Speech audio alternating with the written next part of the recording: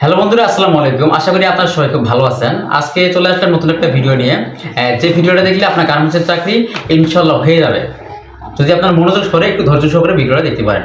আচ্ছা, গার্মেন্টসের চাকরি হলে প্রথমত আপনাকে ইন্টার পাস অথবা এসএসসি পাস হতে হবে, কারণ এসএসসি পাসের ছেলেদের কখনোই চাকরি হয় না। এটা যে যাই বলুক, যদি উপরে আপনার লোকজন না থাকে, কিন্তু এসএসসি পাসে আপনার চাকরি হয় না। ইন্টার পাসে আপনার চাকরি হবে এবং এসএসসি পাসের মেয়েদের ক্ষেত্রে আপনার চাকরি বেশি হয়। তো সেক্ষেত্রে আপনাকে কি করতে হবে, এসএসসি পাস যদিও বা হয় এসএসসি পাসে, তাহলে আপনাকে পরিপূর্ণ এক্সপিরিয়েন্স থাকতে হবে, অর্থাৎ 4-5 বছরের অভিজ্ঞতা থাকতে হবে। হ্যাঁ, তাহলে কোয়ালিটি কিউতে হচ্ছে quality ITC inspector. Quality inspector হচ্ছে গুণগত মান পরিদর্শক, যেটাকে বলা হয় কোয়ালিটি ইন্সপেক্টর। এ কিউ হচ্ছে অ্যাকসেপ্টেবল কোয়ালিটি লেভেল। তারপর হচ্ছে ডিটিএম, ডাইং টু ম্যাচ, রঙের সাথে কালারের পার্থক্য আর কি। তারপর হচ্ছে জিটিএম, গার্মেন্টস টোটাল ম্যাথ। তারপর হচ্ছে এসপিএস, মানে হচ্ছে স্টিচ পার ইঞ্চি।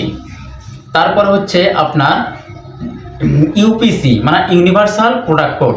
তারপর হচ্ছে আপনার জিএসএম, মানে grams per square metre. BGMEA, Bangladesh garments, তারপরে ম্যানুফ্যাকচারিং অ্যান্ড এক্সপোর্ট অ্যাসোসিয়েশন। তারপর হচ্ছে আপনার বিকেএম। এরপর আপনাকে জানতে হবে হচ্ছে SPS, high point shoulder. LPS মানে হচ্ছে লো পয়েন্ট শোল্ডার। প্রকরণ স্টিচ হলো আপনাকে দুইটা স্টিচ জোড়া দেওয়ানোটা হচ্ছে যাকে সেলাই বলে। এটা যদি মাঝখানে কেটে যায়, এটা হচ্ছে আপনাকে ব্রোকন স্টিচ। আর স্কিপ স্টিচ হচ্ছে আপনার দুইটা স্টিচ যখন একটা স্টিচকে ধরতে পারে না, অর্থাৎ নিচে হেলে পড়ে যায়, মানে স্টিচে লাইন লাইন হয়ে চলে গেছে, মাঝখান দিয়ে যায় নিচে হেলে পড়ছে, ওটাকে হচ্ছে বলা হয় আপনার হচ্ছে স্কিপ স্টিচ। আচ্ছা, এরপরে আমরা জানবো হচ্ছে গার্মেন্টসের মেজারমেন্ট টেপ সম্পর্কে, কারণ এটা আপনাকে জানতেই হবে। যদি একটা মেজারমেন্ট টেপের 150 সিএম, 1500 মিলিমিটার, 480 সুতা এবং 5 ফিট থাকে, আর 1.66 গজ থাকে, তাহলে এই গেল হচ্ছে মেজারমেন্ট টেপ। আর 1 মিটার সমান হচ্ছে কত সিএম? তো 10 মিলিমিটার সমান হচ্ছে 1 সিএম।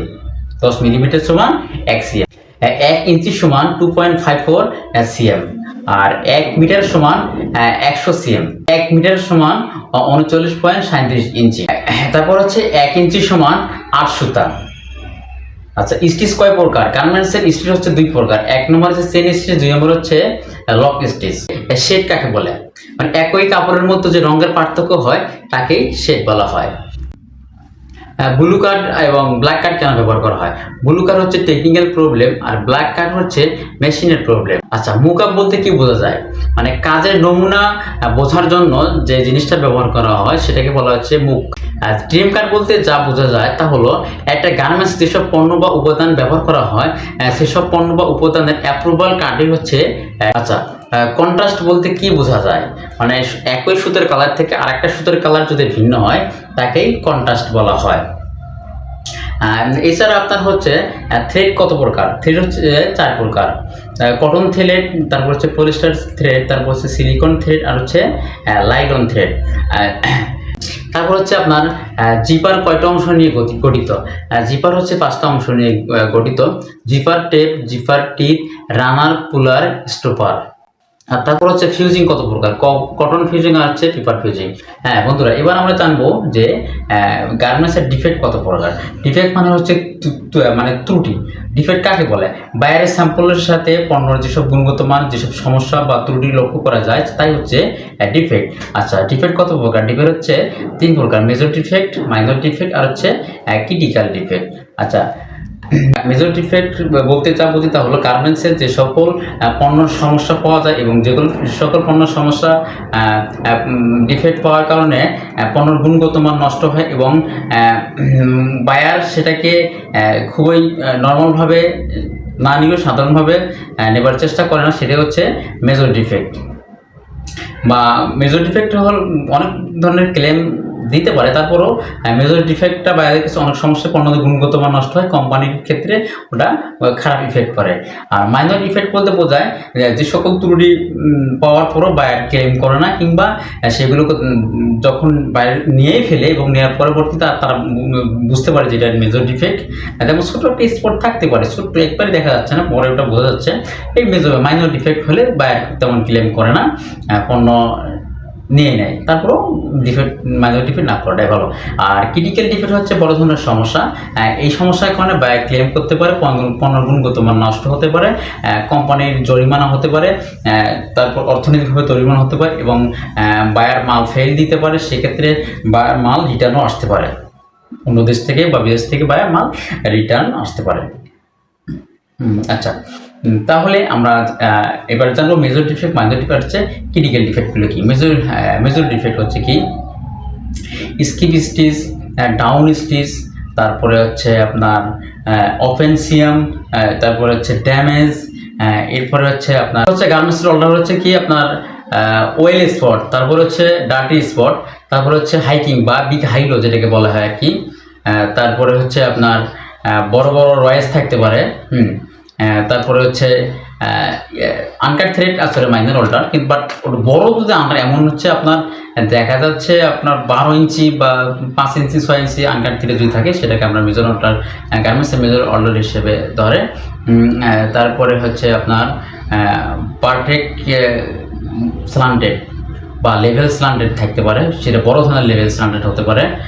লেভেল এমন এক জায়গায় বসার কথা সেখানে বসেছে আরেক জায়গায়, এইগুলো হচ্ছে মেজর অল্টার। তারপর আমরা দেখবো হচ্ছে মাইনর অল্টার। মাইনর অল্টার হচ্ছে uncut thread, small rays, small spot, small dirty spot বা স্মল হাইলো বা স্মল আনইভেন, অর্থাৎ ছোটো যেটাকে বলা হয়, ছোটো ছোটো যেগুলো। তারপর হচ্ছে আপনার আনকাট থ্রেড। এরপর থাকে হচ্ছে আপনার নেক চিকন মোড়া, মানে নেক চিকন মোড়া থাকতে পারে। তারপরে হচ্ছে আপনার ওভার স্টিচ থাকতে পারে। এগুলোকে বলা হয় সাধারণত মাইনর অর্ডার হিসেবে। তারপর হচ্ছে আপনার গ্যাদারিং, শেয়ারিং, পাগারিং, তারপর হচ্ছে পুর আয়রন, এগুলো হচ্ছে আপনার মাইনর প্রবলেম। আর ক্রিটিক্যাল প্রবলেম হলো size mistake, level mistake, style mistake, তারপরে হচ্ছে ব্রোকেন ডিটেল, তারপরে হচ্ছে থ্রেড মিস্টেক, তারপরে হচ্ছে আপনার প্রসেস মিসিং, তারপরে হচ্ছে price ticket mistake, CA number mistake, তারপরে হচ্ছে আপনার যেগুলো ক্রিটিক্যাল প্রবলেম হিসেবে ধরা হয় আর কি। তারপরে হচ্ছে আপনার পলি মিস্টেক, তারপরে হচ্ছে আপনার গার্মেন্টসের প্রিন্ট দেওয়ার কথা, একটা প্রিন্ট দিচ্ছে একটা প্রিন্ট মিস্টেক হতে পারে। এগুলো হচ্ছে ক্রিটিক্যাল অল্টার।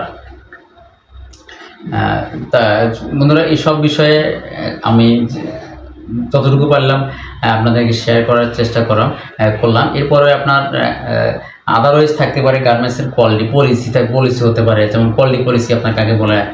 কোয়ালিটি পলিসি হচ্ছে গার্মেন্টসের প্রোডাকশন ও কোয়ালিটি টার্গেট অর্জনের লক্ষ্য সকলকে সম্পৃক্ত করা, ক্রেতার চাহিদা অনুযায়ী নির্দেশনা মেনে সময় মতো মাল ডেলিভারি করা, পেশাগত দক্ষতা ও চাহিদা বৃদ্ধির জন্য যথাযথ ট্রেনিংয়ের ব্যবস্থা করা, অর্ডার কমানোর জন্য সর্বোচ্চ চেষ্টা করা।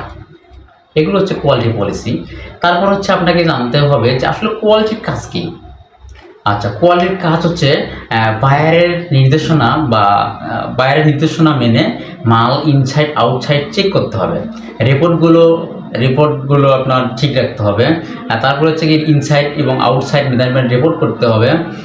তারপরে হচ্ছে বায়ারের কমিটমেন্ট বা বায়ারের রিকোয়ারমেন্ট মেনে কাজ করতে হবে। এইসব কিছুই হচ্ছে কোয়ালিটির কাজ।